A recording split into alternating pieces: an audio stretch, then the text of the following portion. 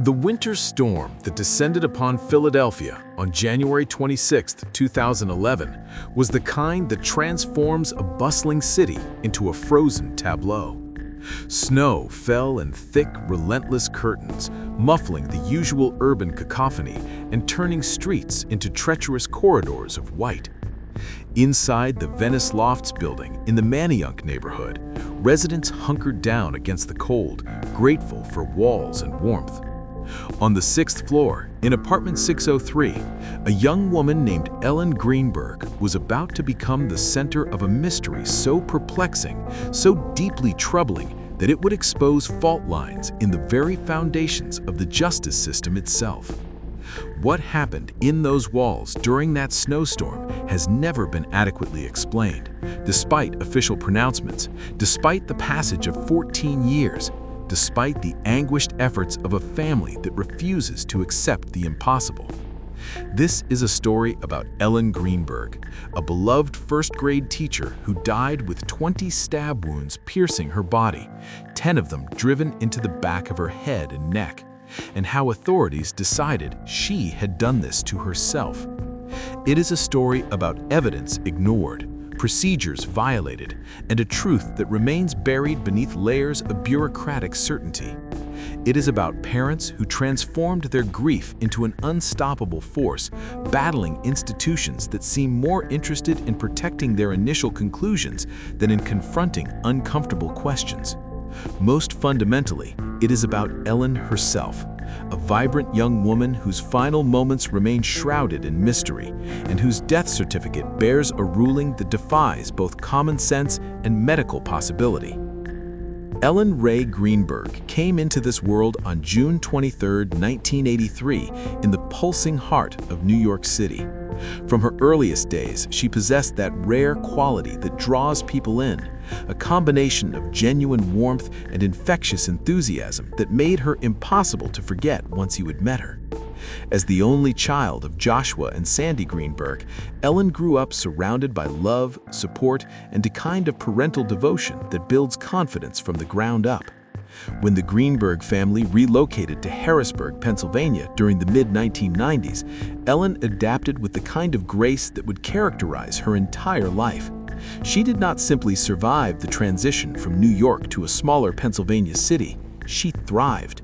Her natural charisma acted like a magnet, drawing friends, opportunities, and experiences to her with seemingly effortless ease. At Central Dauphin High School, Ellen distinguished herself not just academically, but socially, becoming the kind of student who teachers remember fondly years later, the kind whose presence made classrooms brighter. When Ellen arrived at Penn State University, she discovered an environment perfectly suited to her outgoing nature and boundless energy. She became a lionizer, one of those special student ambassadors who introduce prospective athletes and their families to campus life, showing them what it means to be part of the Penn State community. The role required charm, reliability, and genuine enthusiasm, all qualities Ellen possessed in abundance. She could be found on the football field assisting with events, her smile as constant as the famous Penn State spirit. Everyone who encountered Ellen during those university years came away with the same impression, that here was someone special, someone who lit up spaces simply by entering them. After earning her degree in communications, Ellen stood at a crossroads that faces many recent graduates. The career path she had initially envisioned, becoming a speech pathologist, suddenly felt wrong in ways she could not quite articulate. Rather than forcing herself down a road that did not resonate, Ellen made a decision that would define the rest of her short life. She would become a teacher. She enrolled in evening courses at Temple University to earn her teaching credentials while working during the day, demonstrating the kind of determination and work ethic that had always characterized her approach to challenges. By 2011, Ellen had found her calling. As a first-grade teacher at Juniata Park Academy in Philadelphia, she was not simply employed, she was fulfilled. The children in her classroom adored her, responding to her patience and creativity with the kind of enthusiasm that makes teaching worthwhile. Parents praised her dedication and the genuine care she showed their children. Ellen had discovered her purpose, and it showed in everything she did. It was into this fulfilling life that Samuel Goldberg entered, bringing with him what would appear from the outside to be the final piece of Ellen's happiness puzzle. Sam, as he was known, came from Gladwin, Pennsylvania, an affluent suburb where his father Richard Goldberg had built a successful business in confidential document destruction. By the time Sam met Ellen through mutual friends around 2007, he had established himself as a television producer for NBC Sports, a career that combined his interests in media and athletics. The connection between Ellen and Sam seemed immediate and powerful. During one of his assignments covering the PGA Tour in South Carolina, Sam invited Ellen to join him. When they returned, they were officially a couple, and to most observers, they appeared ideally matched. Sam was charming, well-connected within the Philadelphia's tight-knit Jewish community, and seemed devoted to Ellen. After 3 years together, Sam proposed to Ellen on a sun-drenched California beach in June 2010, presenting her with an engagement ring and a promise of forever. They set their wedding date for August 13, 2011, at the historic and prestigious Hotel Hershey, a venue that spoke to their family's expectations and the significance of the union they were planning. Yet beneath the glossy surface of wedding planning and happy couple appearances, something was shifting in ways that would only become apparent after Ellen's death. Friends began noticing subtle changes that, in retrospect, seem ominous. Ellen's closest friend, Allison Stern, observed that after the engagement, Ellen was spending increasingly less time with her own circle of friends and more time with Sam's family. The casual get-togethers that had once been routine became rare, and Ellen seemed to drift away from the support network she had built. More puzzling was Ellen's secrecy around wedding plans, which struck those who knew her as odd. For someone planning what should have been the happiest celebration of her life, Ellen seemed strangely guarded about details, reluctant to share, unwilling to engage in the kind of excited planning conversations that typically consume brides-to-be. Colleagues at Juniata Park Academy noticed something else that seemed strange. Ellen rarely wore her engagement ring to school. When asked about it, she offered vague explanations about the ring rolling on her finger, about not wanting to damage it, about practical considerations that did not quite add up. For a woman who had just gotten engaged to the love of her life, the absence of that symbol seemed to speak volumes, though no one quite knew how to interpret the message at the time. The most troubling signs came from Ellen herself in the weeks before her death. In December 2010, just weeks after the joyful Thanksgiving holiday, Ellen sent her parents a text message that stopped them cold.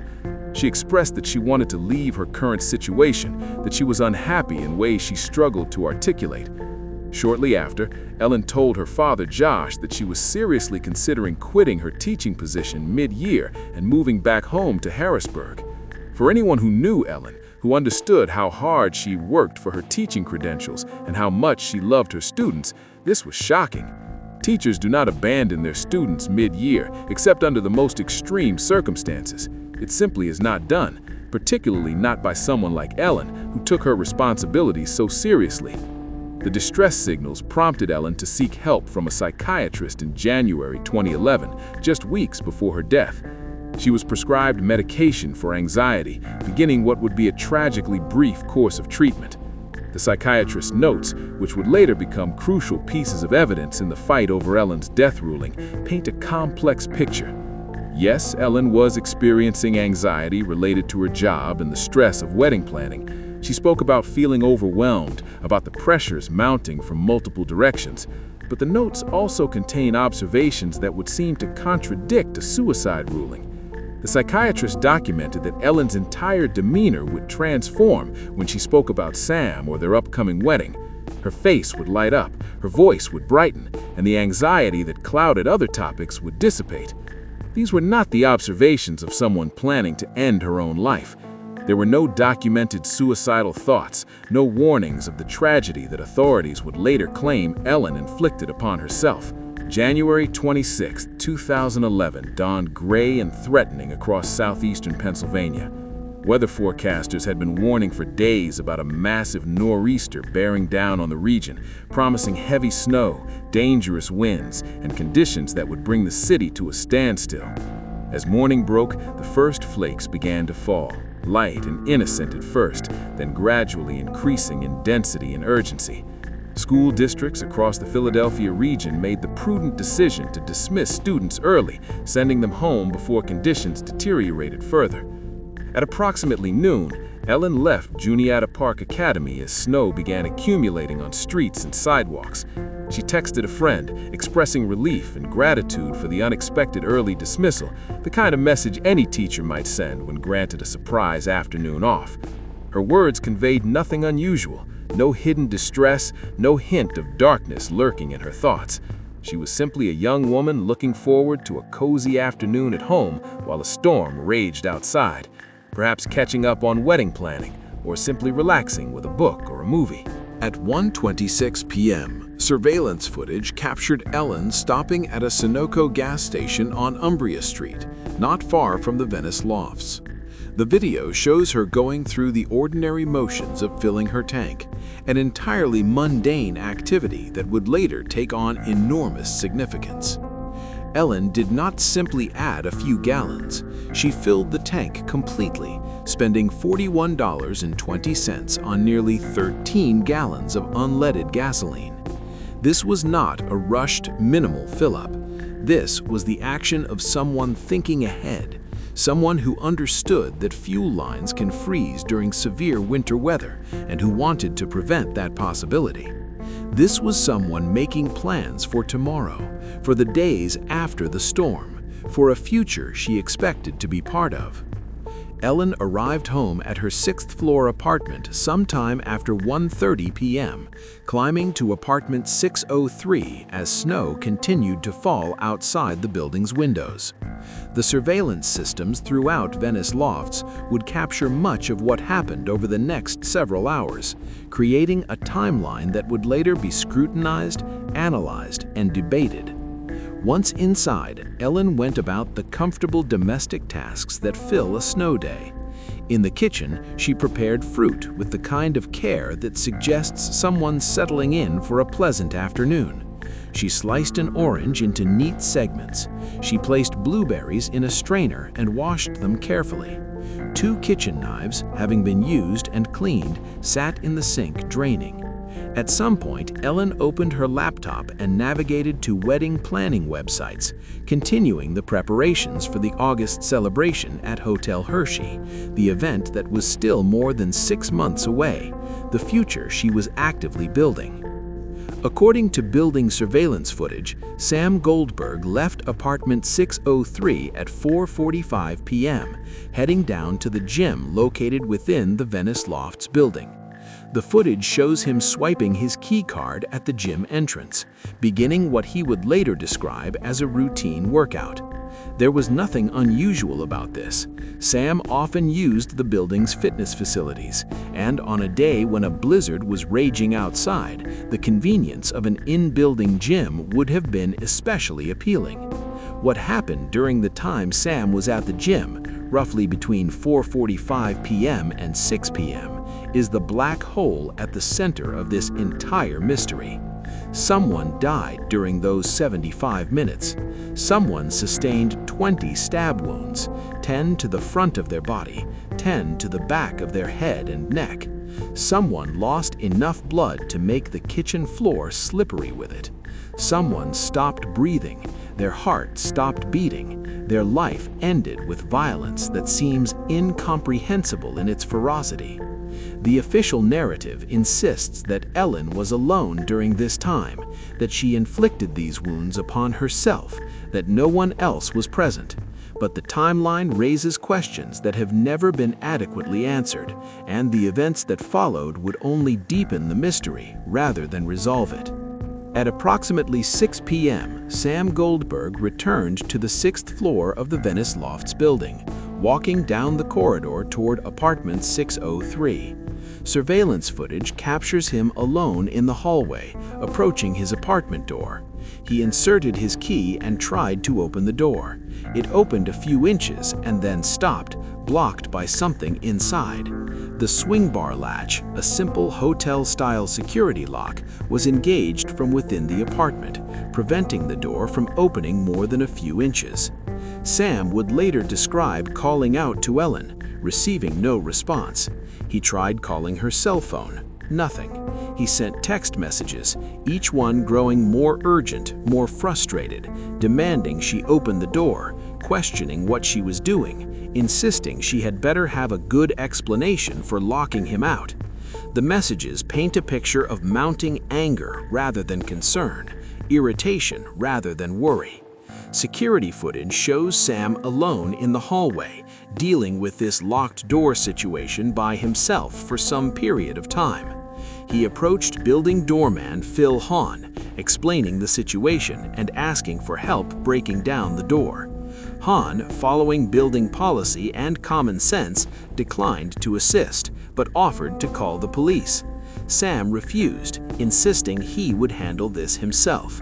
Using his shoulder, Sam forced the apartment door open. The swing bar latch was dislodged, its screws pulling free from the door frame. The door itself remained undamaged, only the lock mechanism broke away. Sam pushed inside, and what he encountered would become the subject of 14 years of questions, investigations, lawsuits, legal battles, and bitter controversy. At 6:33 p.m., Sam Goldberg's call reached Philadelphia's 911 dispatch center. The recording of this call would become one of the most analyzed and controversial pieces of evidence in the entire case, dissected by linguistic experts, legal analysts, and armchair detectives seeking to understand what it reveals about those crucial first moments after the discovery. The dispatcher's voice on the recording is calm, professional, trained to extract crucial information quickly. Sam's voice is agitated, but the content of what he says and the order in which he reveals information would later strike many listeners as deeply strange. He told the operator he needed help immediately, that he had just entered his apartment and found his fiancée on the floor with blood everywhere. The dispatcher began asking standard protocol questions, seeking to understand the situation and determine what emergency response was needed. What is the exact address? Is she breathing? Can you see where the blood is coming from? Sam's initial responses were vague. He said he could not see where the blood was coming from, that he did not know what had happened, that her face looked a little purple. The dispatcher, trying to understand whether this might be the result of an accident, asked if Ellen might have fallen. Sam latched on to this suggestion, saying yes, that she might have slipped, that there was blood on the table. Following established protocol, the dispatcher instructed Sam to check if Ellen was breathing, to see if her chest was rising and falling. Sam reported that he could not detect any movement, that she appeared not to be breathing. The dispatcher then began providing instructions for CPR, preparing Sam for the possibility that he might need to move Ellen's body or begin chest compressions. At this point, more than 2 minutes into the 911 call, Sam made an announcement that would echo through the years of investigation that followed. He suddenly exclaimed that she had stabbed herself. The dispatcher, clearly taken aback, asked him to repeat what he had just said. Sam clarified that Ellen had fallen on a knife, that there was a knife sticking out of her chest. The dispatcher asked if the knife was still in Ellen's body. Sam confirmed that it was, then quickly added that he had not touched it, had not removed it. When asked how deeply the knife had penetrated, Sam estimated it looked deep, maybe 3 or 4 inches, and that it was a long knife. The dispatcher firmly instructed him not to touch anything, to leave the scene exactly as it was until emergency responders arrived. The entire call, from beginning to end, would become a focal point of suspicion for those who believed Ellen's death was not suicide. The progression of Sam's discovery, from suggesting Ellen had fallen to suddenly noticing a knife in her chest more than 2 minutes into the call, struck many experts as implausible. How does someone who has just broken down a door and discovered their fiancé covered in blood fail to notice a 10-inch knife protruding from her chest for more than 2 minutes? The question has never been satisfactorily answered. Emergency responders arrived at Venice Lofts at 6:36 p.m., just 3 minutes after the 911 call began. They made their way quickly to the 6th floor and entered apartment 603, where they encountered a scene that would be seared into their memories. Ellen Greenberg's body was on the kitchen floor, positioned with her back propped against the lower cabinets near the range, almost as if she had sat down against them. She was fully dressed in a dark zippered hoodie, gray sweatpants, and tan Ugg boots, the comfortable clothing of someone who had planned to spend a cozy afternoon at home. A white towel was clutched in her left hand, gripped tightly as if it had been held at the moment of death. Her right hand was closed in a loose fist. A pair of eyeglasses lay nearby on the floor, and protruding from Ellen's chest, driven deep into her body, was a 10-inch serrated kitchen knife. The paramedics who entered the apartment immediately recognized what they were looking at. This was not someone who had just died. Ellen's body was cold to the touch. Her fingertips had turned blue from lack of circulation. The blood that surrounded her had coagulated, losing its liquid quality and beginning the process of drying and darkening. These were unmistakable signs that death had occurred hours earlier, not minutes. There was nothing the paramedics could do except officially pronounce what was already obvious. At 6:40 p.m., Ellen Greenberg was pronounced dead at the scene.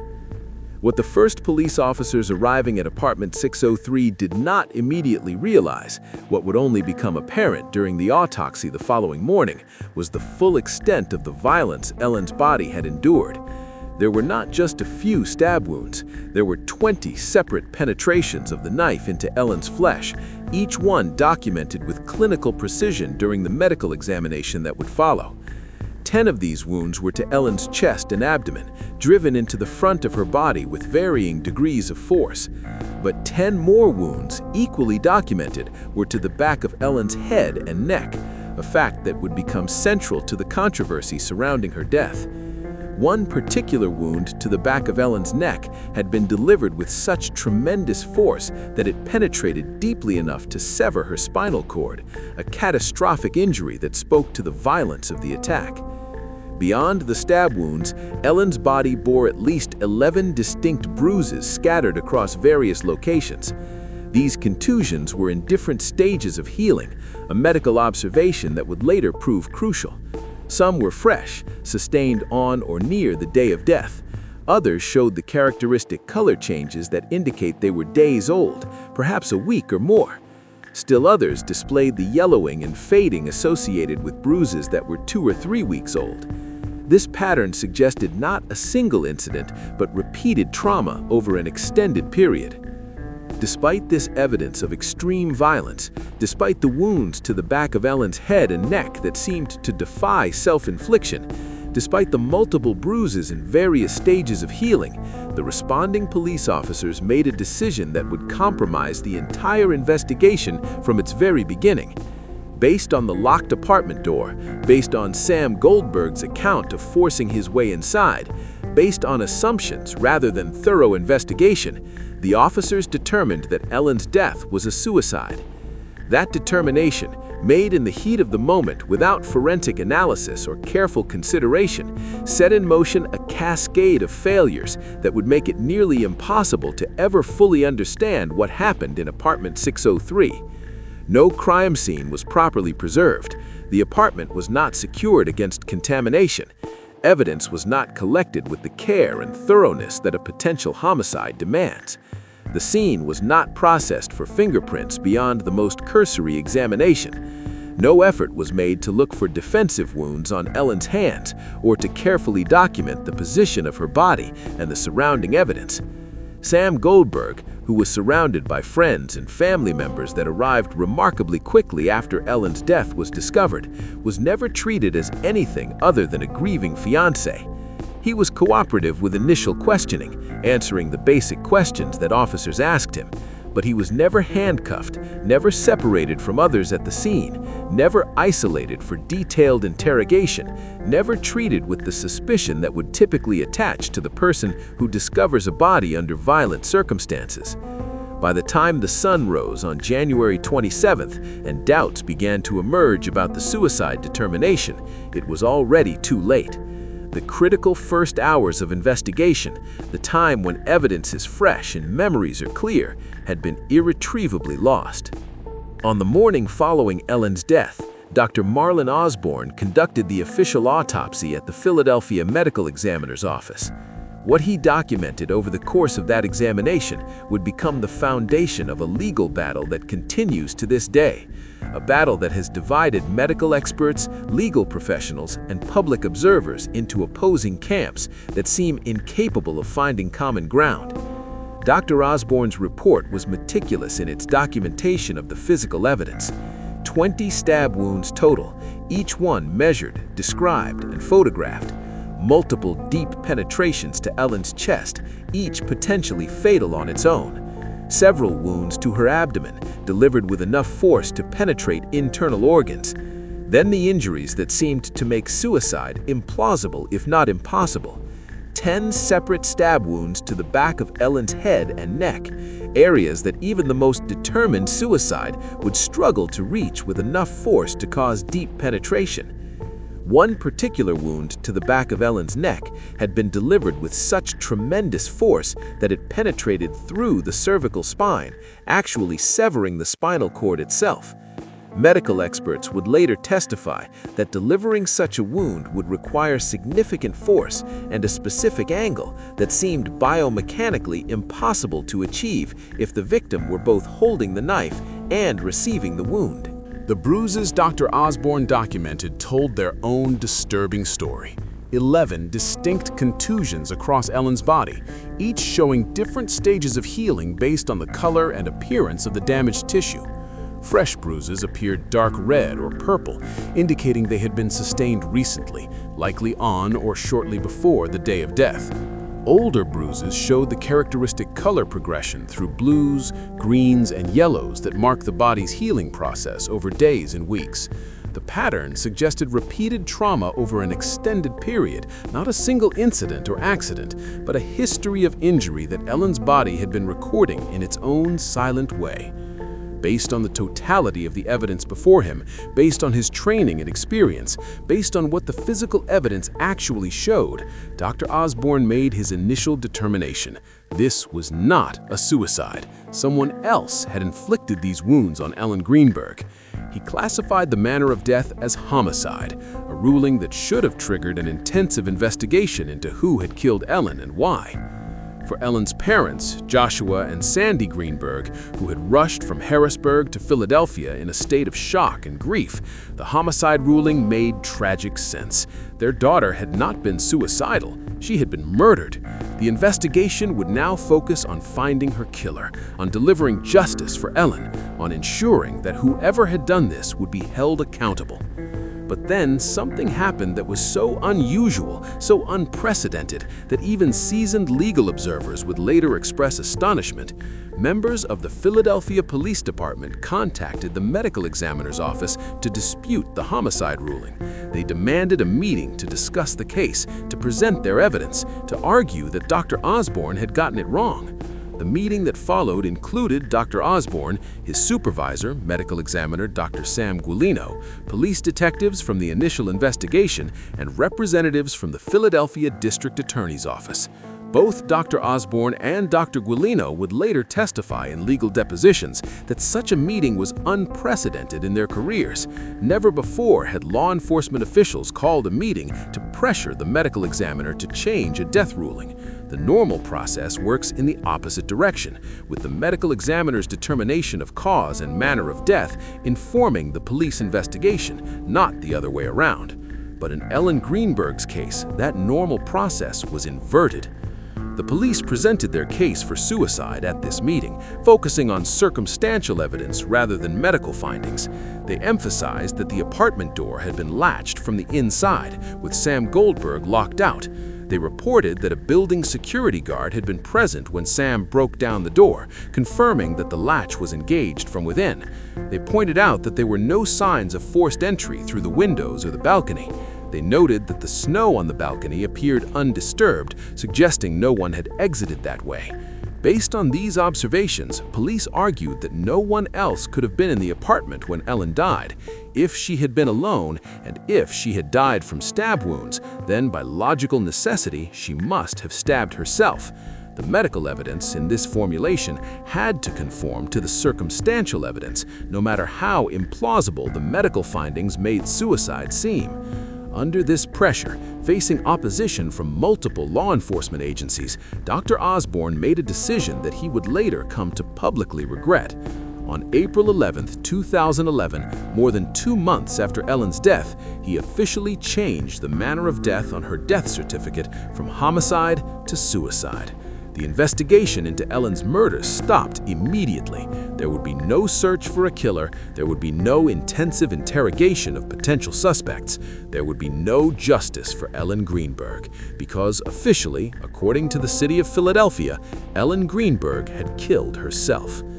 Joshua and Sandy Greenberg learned about this reversal not through official notification, not through a call from the medical examiner's office or the police department, but from media reports. The family that was already grieving the violent death of their only child suddenly discovered that the investigation into her murder had been shut down, that authorities had decided Ellen had committed suicide, that no one would be held accountable because there was no crime to prosecute. The shock and betrayal they felt in that moment would transform into a determination that would define the next 14 years of their lives. They refused to accept the suicide ruling. They refused to let Ellen's case disappear into the closed files of resolved cases. They refused to stop fighting, no matter how long it took, no matter how much it cost, no matter how many powerful institutions stood in their way. In the weeks and months following the amended death ruling, Josh and Sandy Greenberg began their own investigation into what happened to their daughter. They were not trained investigators, not lawyers or forensic experts, not people with experience navigating the complex systems of law enforcement and medical examination. They were simply parents who knew their daughter, who understood that the official narrative made no sense, who were determined to find the truth no matter how deeply it had been buried. What they uncovered through their persistent digging was a cascade of inconsistencies, procedural failures, evidence of investigative incompetence, or perhaps something worse, and a pattern of facts that seemed to contradict the official suicide ruling at every single turn. Each discovery led to more questions. Each answer revealed new problems. Each layer they peeled back exposed more troubling issues with how Ellen's death had been handled. The first major revelation concerned the swing bar latch and the building security guard, details that had been central to the police argument that Ellen must have been alone when she died. Police had told Dr. Osborne during that crucial meeting that building security had been present when Sam broke down the door, confirming that the latch was engaged from inside and that no one else could have been in the apartment. This fact had been presented as incontrovertible proof of Ellen's isolation, evidence that made homicide impossible. But the surveillance footage from Venice Lofts told an entirely different story. The video clearly showed Sam Goldberg alone in the hallway outside apartment 603, dealing with the locked door without any security personnel present. Building doorman Phil Hahn, when contacted by the Greenbergs' investigators, provided a sworn declaration that was absolutely unequivocal. He stated that he had not accompanied Sam Goldberg to the 6th floor on the evening of January 26th. He had not been present when the door was broken down. He had not witnessed the condition of the swing bar latch. He knew nothing about these details except what he had been told after the fact. The fundamental premise upon which the police had based their suicide argument, the supposedly witnessed and confirmed evidence that Ellen was alone and locked inside, was demonstrably false. The police had either been mistaken about a crucial fact or had misrepresented the evidence to the medical examiner. Even more troubling was what the Greenbergs' experts discovered about the swing bar latch itself. Security specialists examined the type of lock that had been on the apartment door and conducted experiments to determine whether it could be manipulated from outside. What they found was both simple and damning. Such locks, despite being called security latches, can be engaged by someone exiting an apartment if they know the technique. A person leaving the apartment can partially close the door, reach around through the narrowing gap, engage the swing bar latch, and then pull the door shut while withdrawing their arm at the last moment. It requires some dexterity and knowledge of the technique, but it is entirely possible. The locked door, presented as ironclad proof that Ellen was alone, proved nothing of the sort. Someone could have killed Ellen, engaged the lock while exiting, and pulled the door shut behind them, creating the illusion of a locked room mystery where none actually existed. The 911 call itself became another major focus of scrutiny. Josh and Sandy Greenberg had that call analyzed by linguistic experts, by forensic psychologists, by professionals trained to detect deception and evaluate the authenticity of emotional responses. The consensus among these experts was that the call raised serious red flags. The progression of Sam's discovery during the call, from vague statements about blood and Ellen's face looking purple to suggesting she had fallen, to finally noticing more than 2 minutes into the call that there was a knife sticking out of her chest, struck multiple experts as implausible. People who discover a loved one in a traumatic condition typically notice the most dramatic visual element immediately, and a 10-inch knife protruding from someone's chest would certainly qualify as the most dramatic element of the scene. The delay in mentioning this crucial detail, combined with the way Sam's early statements focused on less obvious observations, suggested to some experts that Sam might have been describing a scene he already knew was there, that he was discovering details in a way that seemed staged rather than genuinely shocking. The linguistic analysts also noted the emotional tone of the call, which seemed to lack the kind of raw panic and desperation that typically characterizes genuine emergency calls from people who have just discovered a loved one dying or dead. The Greenbergs hired their own forensic pathologists and medical experts to review the autopsy findings and photographic evidence. What these independent experts concluded was unequivocal. Ellen's death was strongly suspicious of homicide, not suicide. Dr. Cyril Wecht, one of the most renowned forensic pathologists in the United States, reviewed the case and expressed profound skepticism about the suicide ruling. He noted the virtual impossibility of self-inflicting wounds to the back of the head and neck, particularly with the force necessary to penetrate the spinal cord. He pointed out that people who die by stabbing typically inflict tentative initial wounds called hesitation marks as they work up the courage to deliver fatal blows. Ellen's wounds showed no such pattern. They were all deep, forceful penetrations, suggesting determination and strength that seemed inconsistent with self-infliction. Dr. Wayne Ross, another forensic pathologist who reviewed the case, focused on the biomechanics of the wounds.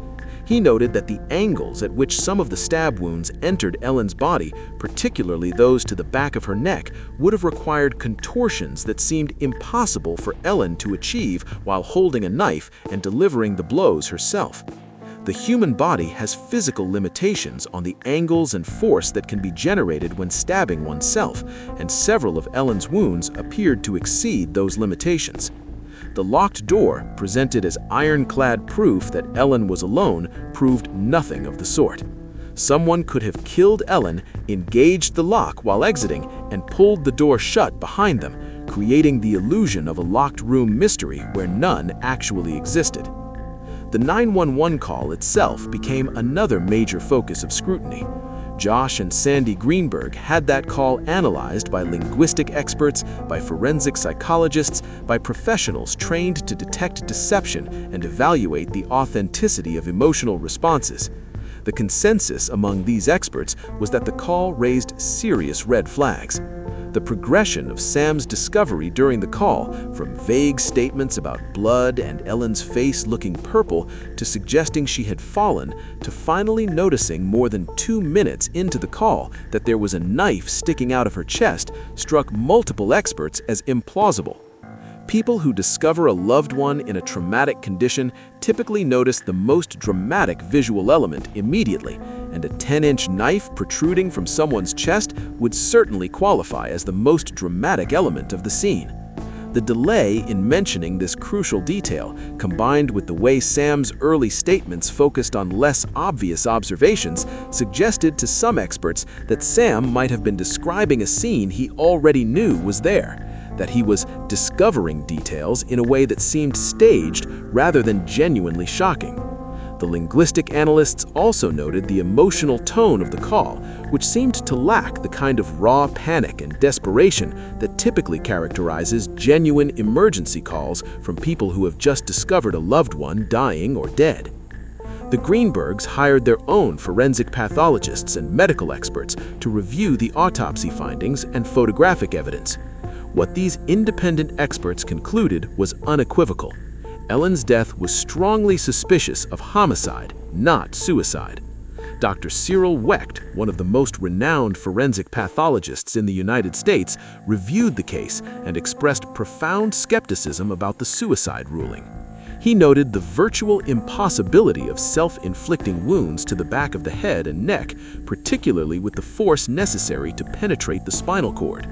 He pointed out that people who die by stabbing typically inflict tentative initial wounds called hesitation marks as they work up the courage to deliver fatal blows. Ellen's wounds showed no such pattern. They were all deep, forceful penetrations, suggesting determination and strength that seemed inconsistent with self-infliction. Dr. Wayne Ross, another forensic pathologist who reviewed the case, focused on the biomechanics of the wounds. He noted that the angles at which some of the stab wounds entered Ellen's body, particularly those to the back of her neck, would have required contortions that seemed impossible for Ellen to achieve while holding a knife and delivering the blows herself. The human body has physical limitations on the angles and force that can be generated when stabbing oneself, and several of Ellen's wounds appeared to exceed those limitations. The locked door, presented as ironclad proof that Ellen was alone, proved nothing of the sort. Someone could have killed Ellen, engaged the lock while exiting, and pulled the door shut behind them, creating the illusion of a locked room mystery where none actually existed. The 911 call itself became another major focus of scrutiny. Josh and Sandy Greenberg had that call analyzed by linguistic experts, by forensic psychologists, by professionals trained to detect deception and evaluate the authenticity of emotional responses.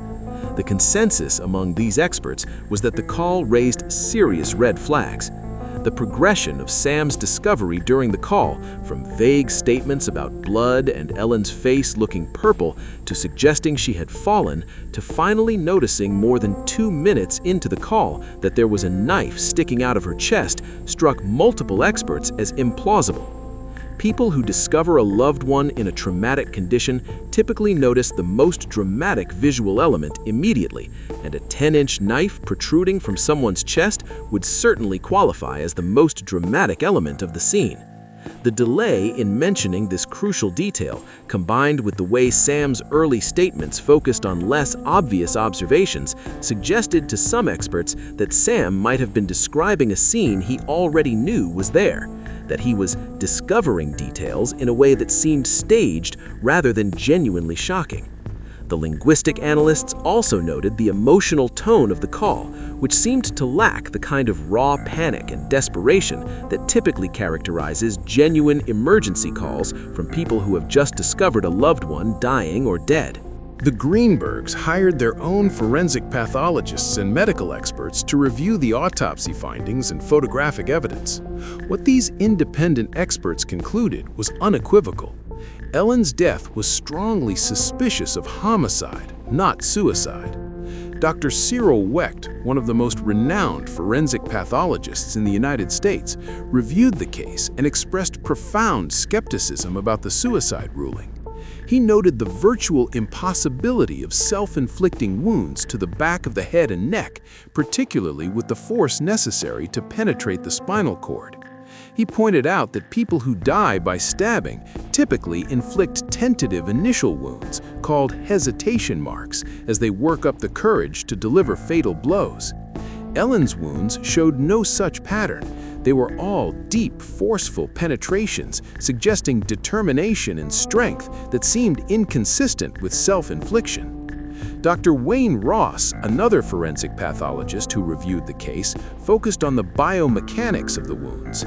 He noted that the angles at which some of the stab wounds entered Ellen's body, particularly those to the back of her neck, would have required contortions that seemed impossible for Ellen to achieve while holding a knife and delivering the blows herself.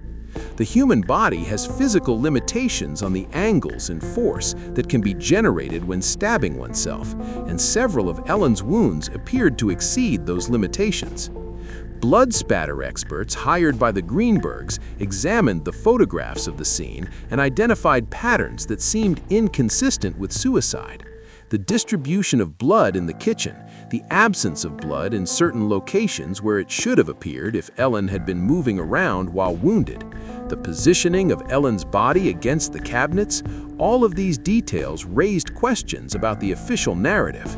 These experts noted that the scene looked more consistent with Ellen having been attacked and then positioned, rather than having stabbed herself repeatedly and then slid down into a sitting position. Perhaps the most shocking finding came from Dr. Lindsay Thomas, a neuropathologist who examined microscopic samples from Ellen's cervical spine, where the deep stab wound had penetrated. Dr. Thomas found evidence suggesting that this particular wound showed minimal active hemorrhaging at the cellular level. In plain language, this meant that Ellen's heart might have already stopped beating when that wound was inflicted.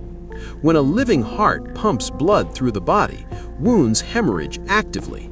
Blood flows and pools in the surrounding tissue in characteristic patterns visible under microscopic examination. When the heart has stopped, wounds inflicted post-mortem show different characteristics: less blood infiltration into surrounding tissue, different cellular responses. If Ellen was already dead when at least one of the wounds to the back of her neck was inflicted, if she had no heartbeat and no blood pressure when that knife penetrated her spinal cord, then she obviously could not have stabbed herself. The implications were staggering. The bruises on Ellen's body became another crucial element of the case against suicide. Forensic pathologists examining the photographs cataloged 11 distinct contusions in various stages of healing: fresh bruises from the day of death, bruises that were several days old, bruises that were a week or more old, all documented on different parts of Ellen's body. Outside experts reviewing these findings described the pattern as consistent with repeated physical trauma over time, the kind of pattern seen in domestic violence cases. These were not bruises from a single fall or accident. These represented multiple incidents of blunt force trauma distributed across time. Ellen's body was telling a story of repeated injury that the official investigation had ignored. Ellen's psychiatric treatment records became another piece of evidence that seemed to contradict the suicide ruling. While authorities emphasized Ellen's anxiety and mental health treatment as evidence supporting suicide, the actual clinical notes painted a very different picture. Ellen's psychiatrist had documented her anxiety about work stress, about wedding planning pressures, about feeling overwhelmed by competing demands on her time and energy. But the notes also specifically and repeatedly mentioned that Ellen showed no suicidal ideation whatsoever. When asked directly about thoughts of self-harm, she denied them. When evaluated for suicide risk, she did not meet the clinical criteria. Most tellingly, the psychiatrist's notes described how Ellen's entire demeanor would transform when she spoke about Sam or their upcoming wedding. Her face would brighten, her voice would lift, the anxiety that clouded other topics would dissipate. These were clinical observations by a trained mental health professional who was seeing Ellen regularly in the weeks before her death. These were not the observations of someone planning suicide. As the Greenbergs continued their investigation, they uncovered what appeared to be not just investigative failures, but systematic mishandling of evidence from the very beginning. The crime scene, which should have been preserved as a potential homicide until definitively ruled otherwise, was catastrophically compromised within hours of Ellen's death. The initial police response had been cursory at best, negligent at worst, and what happened in the days immediately following Ellen's death bordered on the incomprehensible. On January 27th, less than 24 hours after Ellen's death, building property manager Melissa Ware received a phone call that would prove to be extraordinarily controversial. A male relative of Samuel Goldberg contacted her requesting access to apartment 603 to retrieve personal items for the funeral. Ware, following what she believed to be proper protocol, contacted the Philadelphia Police Department to verify whether there were any restrictions on entering the apartment, whether it was still considered an active investigation scene, whether evidence collection was still ongoing. The police gave their permission, effectively releasing the crime scene less than a day after the death. That same morning, James Schwartzman, Sam's uncle, entered apartment 603. This was not merely a concerned family member. James Schwartzman was the chairman of the Pennsylvania Judicial Conduct Board, one of the most powerful legal figures in the entire state, someone with deep connections throughout the Pennsylvania justice system. Schwartzman removed several electronic devices from the apartment: Ellen's personal iPhone, her work laptop, her personal laptop, and Sam's laptop. These devices potentially contained text messages, emails, search histories, social media communications, evidence of the state of Ellen and Sam's relationship, perhaps evidence of what had happened in the hours before Ellen's death. The chain of custody for these absolutely critical pieces of evidence was irrevocably broken the moment they left the apartment. By the time Philadelphia homicide detectives realized the error and obtained a proper search warrant to process apartment 603 on January 28th, 2 full days after Ellen's death, the scene had been thoroughly cleaned. Property manager Ware, following the advice she received from police, had hired a crime scene cleanup crew. By the time the detectives arrived with their warrant, ready to process the scene properly, the blood evidence was gone. Any trace DNA had been destroyed. The kitchen had been restored to its pre-death condition. Any hope of finding fingerprints other than Ellen's on the knife or on surfaces throughout the apartment had been eliminated. The apartment that should have been sealed and preserved as a homicide scene for as long as necessary had been turned over to civilians and cleaned before a proper forensic examination could take place. When detectives finally demanded that James Schwartzman return the electronic devices he had removed, he complied on January 29th, but the damage had been done. The devices had been in the possession of Sam Goldberg's family for approximately 48 hours. There was no way to verify that data had not been deleted, that evidence had not been destroyed, that the digital footprint had not been altered. Digital forensic experts would later examine these devices, but the chain of custody problems meant that any evidence found on them could potentially be challenged, and any evidence that should have been there but was missing could never be recovered or verified. The mishandling of this evidence would haunt the case for years to come, making it impossible to ever fully reconstruct what Ellen and Sam's communications had been like in the days before her death. Then there was Dr. Marlon Osborne himself, the medical examiner whose initial homicide ruling had been changed to suicide under pressure from law enforcement. As the Greenbergs dug deeper into the case, they discovered troubling information about Osborne's professional history.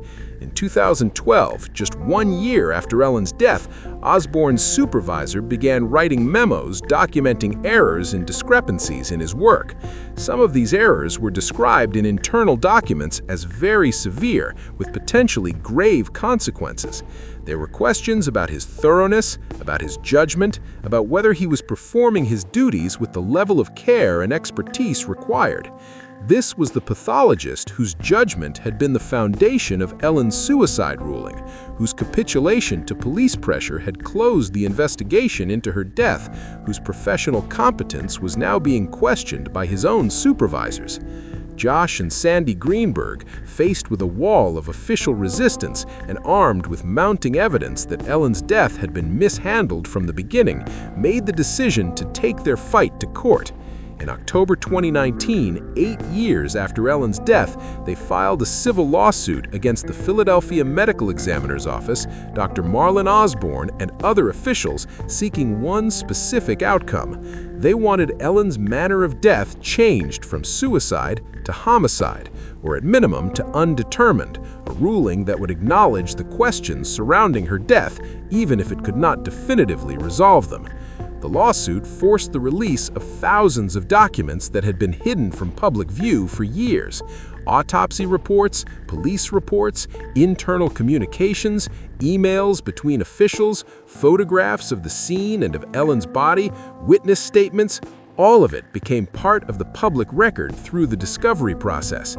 What emerged from these documents was a picture of an investigation that had been flawed from its inception, of decisions made based on convenience rather than evidence, of a system more interested in protecting its initial conclusions than in confronting uncomfortable truths. In 2018, the Pennsylvania Attorney General Josh Shapiro's office took over the case from Philadelphia authorities. The Greenbergs, hoping that a fresh set of eyes at the state level might bring new energy and objectivity to Ellen's case, supplied Shapiro's investigators with mountains of new evidence.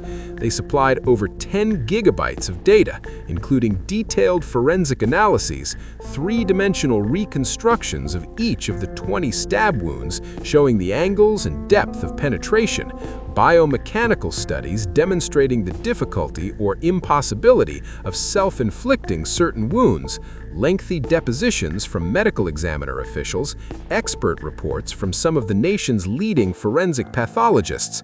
The family waited, hoping that this state-level investigation would finally deliver the answers and accountability they had been seeking.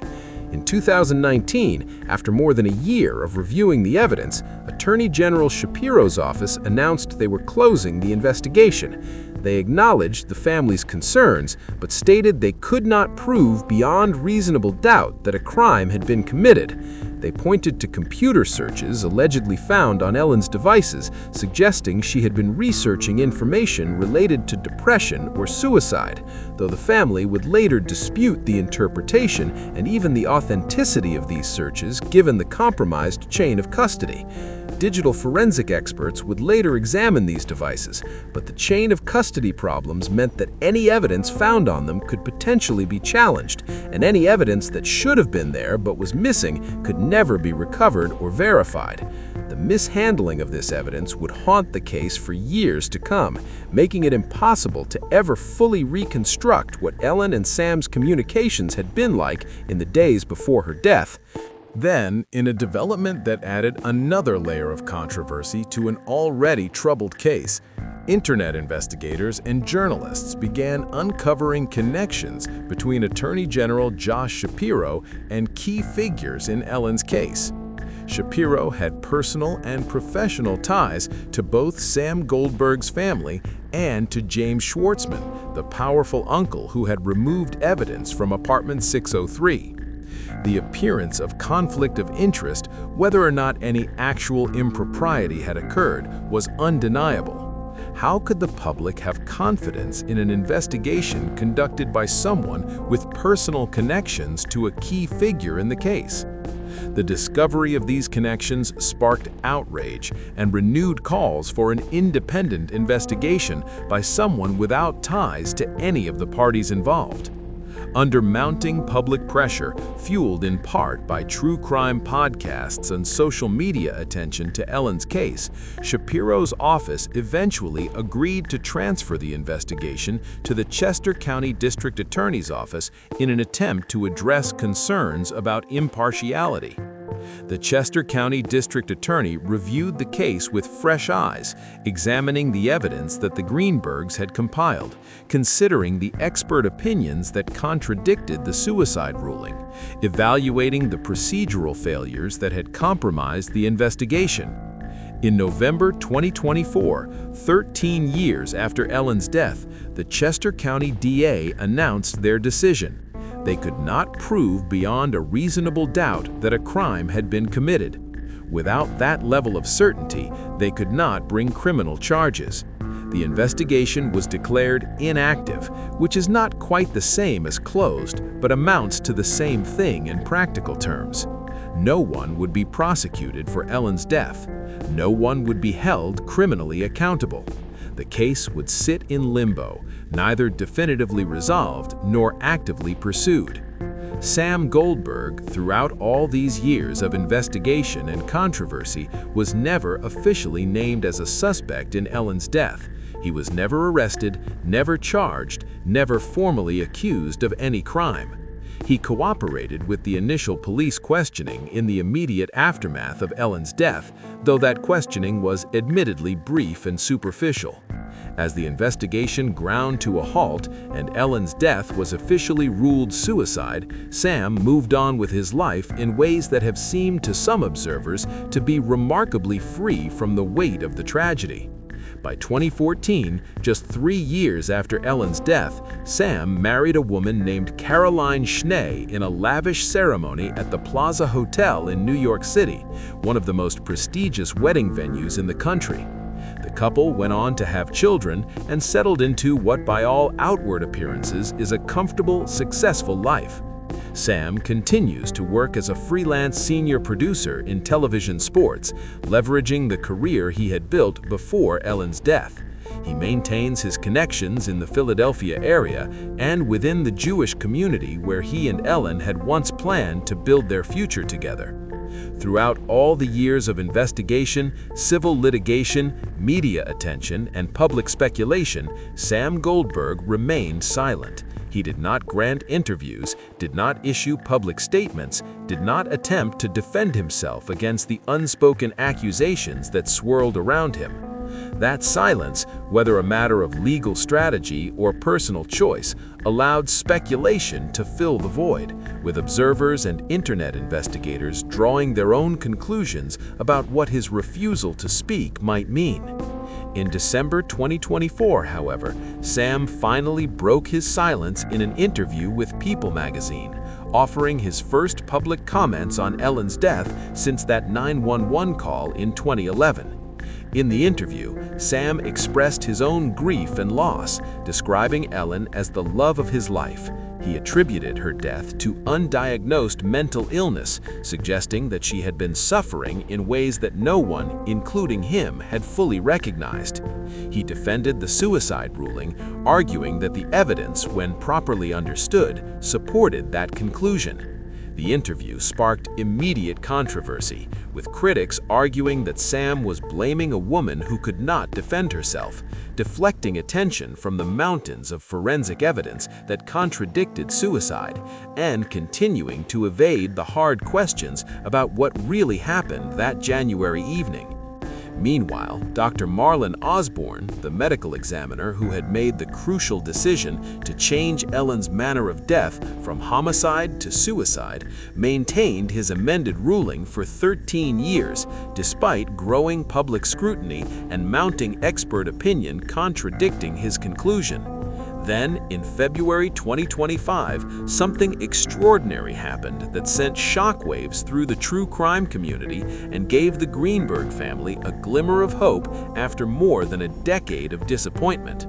As part of a settlement agreement in the Greenberg family's civil lawsuit against the medical examiner's office, Dr. Osborne filed a sworn statement that represented a stunning reversal of his long-held position. Osborne stated that after reviewing additional information that had come to light over the years, after considering the expert opinions that had been presented, after reflecting on the circumstances of his original ruling change, it was now his professional opinion that Ellen's manner of death should be designated as something other than suicide. The carefully worded statement did not explicitly say homicide, but the meaning was clear.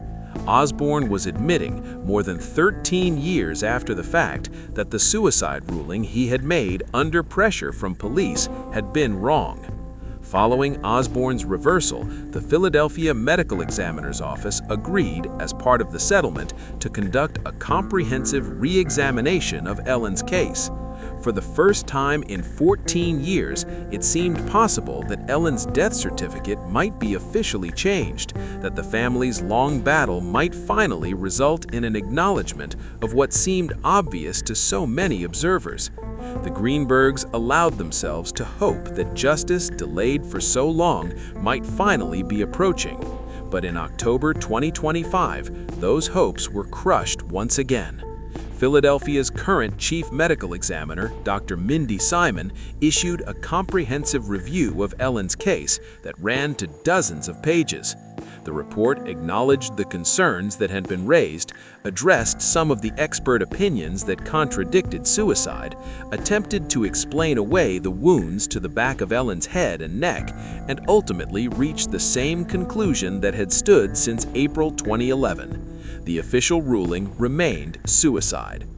Dr. Simon's report argued that while the case was unusual and the number and location of wounds were atypical for suicide, it was not impossible for Ellen to have inflicted these wounds on herself.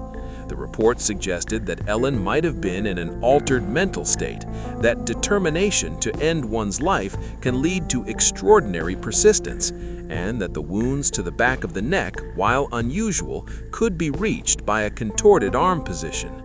The bruises in various stages of healing were attributed to accidental causes unrelated to her death.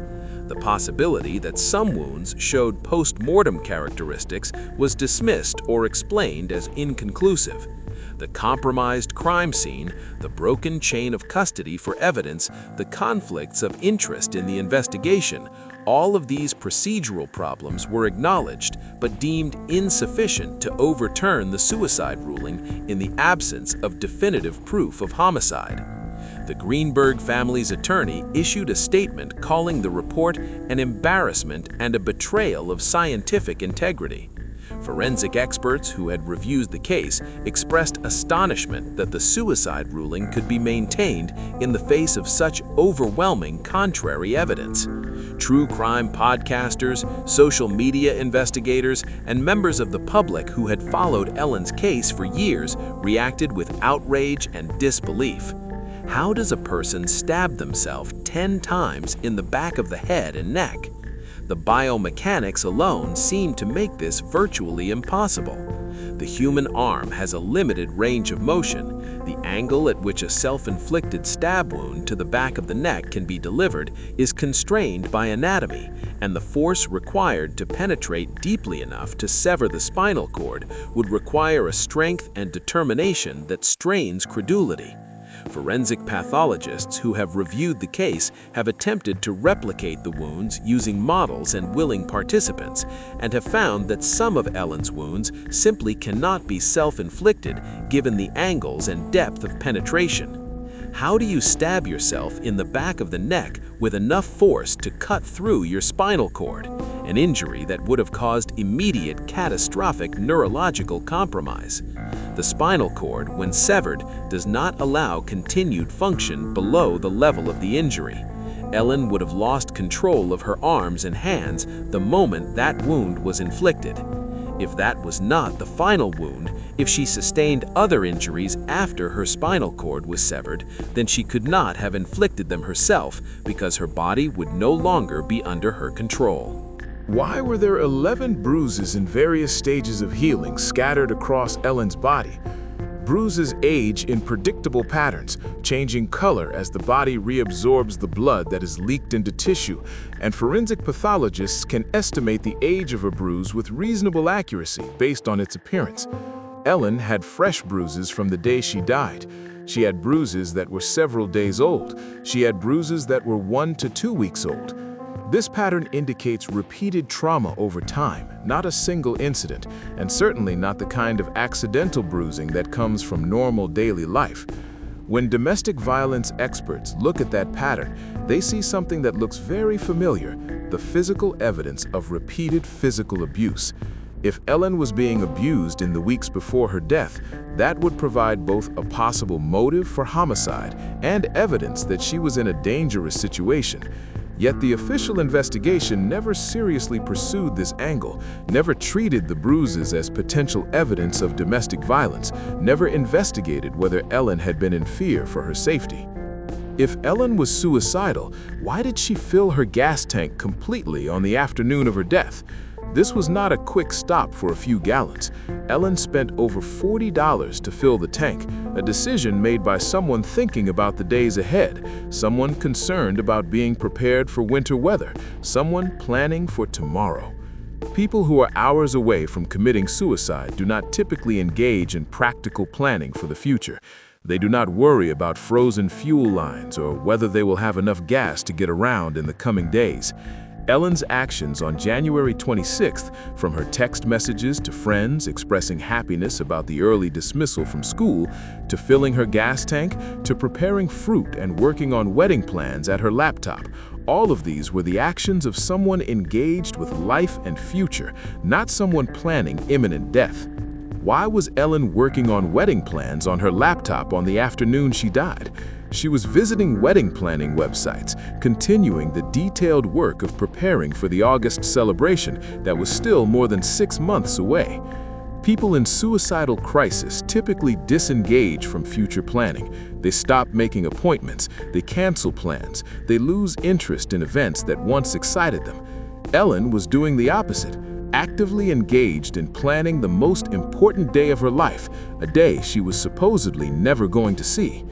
The disconnect between her actions and the suicide ruling is stark and has never been adequately explained by those who maintain that Ellen killed herself. What about the crime scene itself? The positioning of Ellen's body, propped against the kitchen cabinets in what almost looked like a sitting position, raised questions about how she could have stabbed herself repeatedly and then arranged herself in that particular posture. Blood spatter experts who examined the photographs noted patterns that seemed inconsistent with someone moving around while inflicting wounds on themselves. The distribution of blood, the absence of certain expected patterns, the overall appearance of the scene, all of these details suggested to experienced forensic investigators that something was not right about the official narrative. Then there is the evidence suggesting that at least some wounds might have been inflicted after Ellen's heart stopped beating. If Ellen was already dead when certain injuries occurred, if her heart had already stopped pumping blood through her body when additional stab wounds were delivered, then obviously she could not have inflicted those wounds herself. Someone else must have stabbed her after death, either to create the appearance of suicide or for some other reason that remains murky. This evidence, testified to by qualified experts who examined tissue samples under microscopes, has never been adequately addressed or explained by those defending the suicide ruling. What about the 911 call? The linguistic analysis, the delayed discovery of the knife, the progression from vague descriptions to specific details, all of this has raised serious questions about whether Sam Goldberg's call represented a genuine discovery or a staged performance. Why did it take more than 2 minutes for him to mention the most obvious and dramatic element of the scene, a 10-inch knife protruding from Ellen's chest? The explanations offered, that he was in shock or focused on Ellen's face, have struck many experts as inadequate. People in genuine shock still notice dramatic visual elements immediately. The human brain is wired to focus on the most significant threat or anomaly in a scene, and a knife in someone's chest would absolutely qualify. What about the compromised evidence? The crime scene that was released and cleaned within 24 hours, the electronic devices that were removed by a family member with powerful legal connections and held for 48 hours before being returned, the absence of thorough forensic processing, the failure to collect and preserve basic evidence. All of these failures make it impossible to ever fully reconstruct what happened in apartment 603. Even if investigators wanted to reopen the case tomorrow with fresh determination to find the truth, the evidence that might have pointed them to answers was destroyed or compromised years ago. The opportunity to solve this case definitively, if it ever existed, was lost in those crucial first hours and days when the investigation was botched. The case of Ellen Greenberg stands as one of the most controversial death rulings in recent American history. It has been featured in major newspapers, dissected on true crime podcasts, analyzed in legal journals, and debated in online forums dedicated to unsolved mysteries. A documentary series titled Death in Apartment 603: What Happened to Ellen Greenberg premiered on Hulu and Disney Plus in September 2025, bringing Ellen's story to an even wider audience and sparking renewed demands for justice. The 3-part series chronicled the Greenberg family's 14-year battle against a system that seems determined to maintain its initial conclusion regardless of contrary evidence. The documentary included interviews with forensic experts who explained why they believe Ellen could not have inflicted her wounds, with legal analysts who described the procedural failures that compromised the investigation, and with Josh and Sandy Greenberg themselves, who have become the public face of a fight for truth that has consumed their lives since 2011. The Greenbergs have not given up despite setback after setback, despite disappointment after disappointment, despite the Philadelphia Medical Examiner's October 2025 reaffirmation of the suicide ruling. They continue to advocate for their daughter, to present evidence, to demand answers, to insist that Ellen deserves better than a death certificate that they believe is a lie. They have filed additional legal actions. They have lobbied for changes in how suspicious deaths are investigated. They have become advocates for other families facing similar battles against intransigent bureaucracies. Their determination has made them heroes in the eyes of many who follow true crime cases, symbols of parental love that refuses to be defeated by institutions more powerful than themselves. But for all their efforts, for all the evidence they've compiled, for all the expert opinions they have gathered, Ellen's death certificate still reads suicide. Officially, according to the city of Philadelphia, Ellen Greenberg stabbed herself 20 times, 10 wounds to the front of her body and 10 to the back of her head and neck, and no crime was committed. That ruling stands as of the end of 2025, more than 14 years after Ellen's death, protected by legal precedents about the finality of medical examiner determinations and the difficulty of proving homicide beyond reasonable doubt when the initial investigation was so thoroughly compromised. Somewhere, someone knows what really happened in apartment 603 on that snowy January evening in 2011. Someone knows why a vibrant 27-year-old teacher with her whole life ahead of her ended up on a kitchen floor with 20 stab wounds and a knife buried in her chest. Someone knows whether Ellen died alone or whether another person was present in that apartment during the 75 minutes between when Sam Goldberg left for the gym and when he returned to find the door latched. Someone knows whether the crime scene was merely incompetently handled or whether it was deliberately compromised to hide evidence of homicide. Someone knows whether the bruises on Ellen's body were accidental or evidence of abuse. Someone knows whether Ellen was planning a wedding she was excited about or trying to find a way out of a relationship that had turned dangerous. Someone knows whether she filled her gas tank that afternoon because she was thinking about the days ahead or whether she did it for some other reason we cannot fathom. Someone knows whether the wounds on her body could possibly have been self-inflicted or whether the official ruling is a medical impossibility being maintained for reasons that have nothing to do with evidence and everything to do with institutional pride, political connections, and the difficulty of admitting that the system failed catastrophically from the very beginning. Until that someone speaks, until that truth comes to light, until the full story of what happened in apartment 603 is finally told, Ellen Greenberg's death will remain what it has always been, a mystery that defies explanation, a ruling that defies logic, a tragedy that defies closure, and an injustice that continues to cry out for answers that may never come. Ellen's parents continue their fight, now well into their 8th decade of life, aging warriors in a battle they refuse to abandon even when it seems unwinnable. They do it for Ellen, for the daughter they loved and lost, for the truth they believe she deserves, for the justice that has been denied for 14 years and counting. They do it because someone must, because silence equals acceptance, because giving up would mean letting Ellen be forgotten, her death filed away as resolved when every fiber of their being tells them it was anything but. The story of Ellen Greenberg is not over. It cannot be over. It will not be over until someone, somewhere, finally tells the truth about what really happened on January 26, 2011 in apartment 603.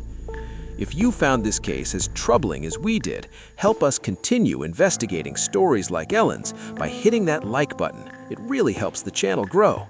Share this with someone who follows true crime, because Ellen's story deserves to be known and the questions deserve to be asked over and over until they're finally answered. Drop a comment below with your thoughts on this case. What do you think really happened, and what evidence stands out most to you? And if you're not already subscribed, make sure you subscribe and hit that notification bell so you never miss our deep dives into cases that demand answers. Ellen's parents have been fighting for 14 years. The least we can do is make sure her story continues to be told until justice is finally served. Thanks for watching, and remember, the truth matters. Always.